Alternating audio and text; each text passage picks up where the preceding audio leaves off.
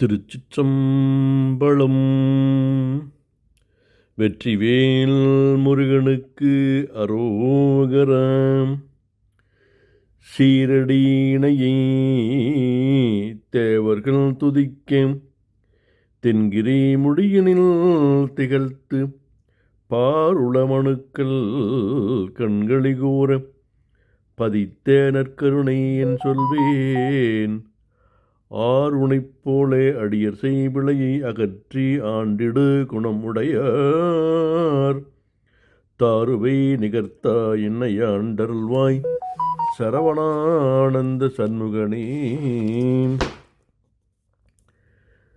எல்லாம் வல்ல வழிபடு கடவுளாகி தண்டமில் கடவுள் தண்டாயுதபாணி கடவுளுடைய திருவுருளையும் சிறவை ஆதீனம் ஆதி குருமுதல்வர் திருப்பெருந்திரு ராமானுசாமியுடைய குருவருளையும் மனம் மெய்மொழிகளால் வாழ்த்தி வணங்கி செய்தொண்டர் புராணத்திலே மற்றொரு முருக அடியாராக விளங்கிய வென்றிமாலை கவிஞர் அடியார்க்கும் அடியேன் என்று போற்றப்படுகின்ற வென்றிமாலை கவிராயரை பற்றிய ஒரு சிறிய வரலாறு. இந்த அருளாளர் திருச்செந்தூர் முருகப்பெருமானுடைய திருக்கோயிலிலே வாழ்ந்து வருகின்றார். இவருடைய இயற்பெயர் இன்னது என்று தெரியவில்லை. இவர் இந்த திருக்கோயிலிலே திருச்செந்தூர் திருக்கோயிலிலே மடப்பள்ளி வேலை செய்து வருகின்றார். இறைவனுக்கு அமுது செய்வித்து கொண்டு சென்று கொடுப்பதுதான் அவருடைய தினந்தோறும் இருக்கின்ற அருட்பணி. அப்படி செய்து வருகின்ற நாளிலே ஒரு நாள் அவர் கால தாமதமாக இந்த பணியை செய்கின்றார். அதனால் வருத்தமுற்ற அதிகாரிகள் இவருடைய கண்டித்து கைகளை கட்டி துன்பம் செய்கின்றார்கள்.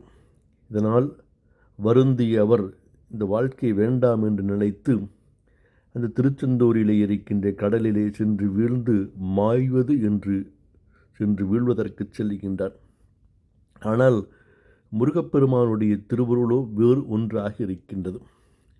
இவரை தடுத்தாட்கொண்டு அவருக்கு 6 எழுத்து மந்திரத்தை உச்சரித்து உபதேசம் செய்து அவரை தடுத்தாட்கொள்கின்றார். அன்பனே நில் என்று கூறி நீ செந்தூர் தலத்தின் மான்மியத்தை வரலாற்றை தமிழிலே பாடுவாயாக என்று கேட்கின்றார். ஒரு சாதாரணமான மடப்பள்ளியிலே பணி செய்கின்ற ஒரு அந்தனர், எனக்கு தமிழும் தெரியாது ஒன்றும் தெரியாது, எப்படி நான் பாடுவேன் என்று சொன்ன பொழுதும் அவருக்கு முருகப்பெருமான் கனவிலே தோன்றி திருச்செந்தூர் தலத்தின் வடமொழி மூலம் செவ்வல் என்ற ஊரிலே வாழும் கிருஷ்ண சாஸ்திரியிடம் இருக்கின்றது.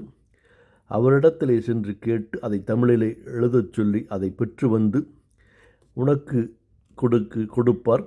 நீ அதை பெற்று தமிழிலே பாடுக, உனக்கு அதற்கான ஆற்றல் உனக்கு கிடைக்கும் என்று சொல்லி அதை ஏற்று அவரிடத்திலே சென்று அதை பெற்று வந்து வடமொழியிலே இருந்து அதை தமிழிலே வென்றிமாலையாருக்கு முருகன் திருவருளாய் கைகூடிய அந்த செந்தில் புராணத்தை தமிழிலே பாடத் தொடங்குகின்றார்.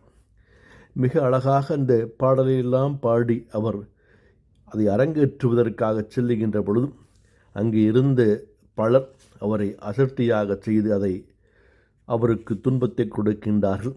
மிக வருத்தமுற்ற அவர் என்ன செய்வதென்று தெரியாமல் மீண்டும் கடலிலே சென்று அந்த ஏட்டை போடுகின்றார். அந்த ஏடு அப்படியே மிதந்து சென்று ஈழத்திற்கு செல்கின்றது. யாழ்ப்பாணத்துக்கு அருகே ஒரு பெரியவரிடம் கிடைத்தது. அதை எடுத்து பார்த்த அந்த பெரியவர் அந்நூலின் அருமை உணர்ந்து அதை தமது வீட்டிற்கு எடுத்து சென்று தமது பூஜை அறையிலே வைத்து தினந்தோறும் அதை படித்து மகிழ்கின்றார். அதன் பயனாக நலன் பல பெற்று இப்பெரியவர் வாழ்ந்தார். அப்பொழுது ஒரு நாள் இப்பெரியவர் வாழ்ந்த திரு நீங்க மற்ற எல்லா விதிகளிலும் ஒரு விஷன் காற்று வீசி மக்களையெல்லாம் துன்புறுத்தியது. என்ன செய்வது என்று எல்லாரும் தடுமாறிக்கொண்டிருக்கின்ற பொழுது ஏன் இந்த வீதியிலே மட்டும் ஏன் ஒரு அற்புதம் நிகழ்ந்திருக்கின்றதே என்று அவர்களெல்லாம் நினைத்த அந்த இடத்திற்கு வந்து பார்க்கின்றார்கள். அப்பொழுது அவருடைய இரவிலே ஒரு கனவிலே தோன்றி கந்தபெருமானை போற்றுகின்ற திருச்செந்தூர் புராணம் எழுதப்பட்ட வரலாறு அவருடைய இல்லத்திலே இருக்கின்றது. அதனுடைய அற்புதம் மிகச் சிறந்தது. அதை தினந்தோறும் அவர் போற்றி பாடிக்கொண்டிருக்கின்றார், அதை வழிபாடு செய்கின்றார் என்று சொல்ல, மறுநாள் ஊர் மக்களெல்லாம் அந்த திருவழியிலே வந்து முருகப்பெருமானுடைய அற்புதங்களை எல்லாம் போற்றுகின்ற திருப்புகழ் பாடல்களையெல்லாம் பாடி வந்து அவரிடத்திலே வீழ்ந்து வணங்கி எங்களுக்கும் அதனுடைய உபதேசத்தை செய்ய வேண்டும் என்று சொன்ன பொழுதும் அவர் அந்த திருச்செந்தூர் புராணத்தினுடைய வரலாற்றை அவர்களுக்கெல்லாம் பாடி அதற்கான பொருளை சொல்லுகின்றார். ஆகவே அந்த நாட்டிலே இருந்து அந்த விஷக்காற்றெல்லாம் நீங்கி மக்கள் இன்புறுகின்றார். அப்படி பெருமையுடையதாக இருப்பது திருச்செந்தூர் புராணம்.